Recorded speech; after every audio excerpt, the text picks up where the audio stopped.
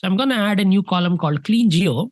And this guy here is going to be trim off my first geography column. So it's a table column, so we don't have to use A2 notation or anything. We just use @ notation, and it's going to do that job consistently for all my countries.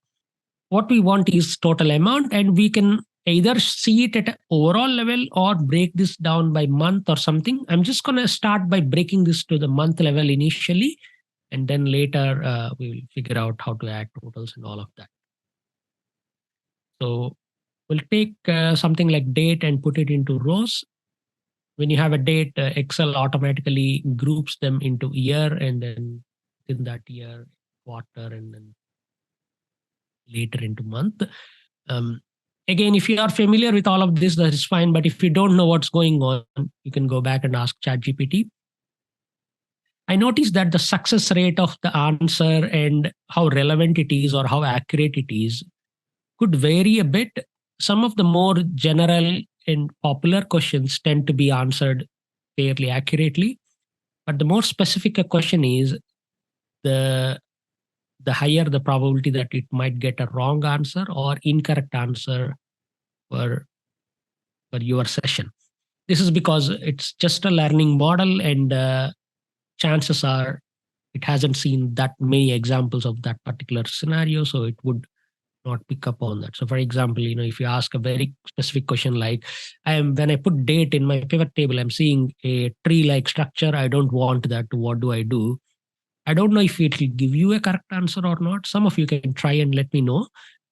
But it may give you, but if no one ever has written an article or something about it, and it was never part of the training data sets or whatever, it may not even come up.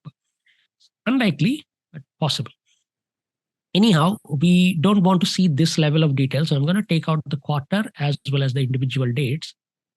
We kind of boil down to year and month. And then at that point, I can add amount directly. So I'll take the amount and put it here.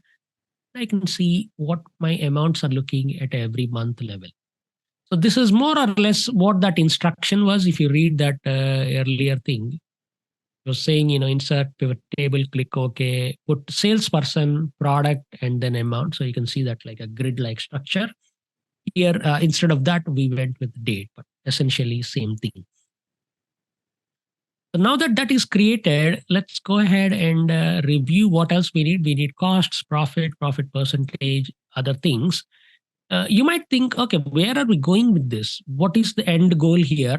How our dashboard is going to look like? Shouldn't we be thinking about that first before making all of these pivots and other things? And that's a good idea.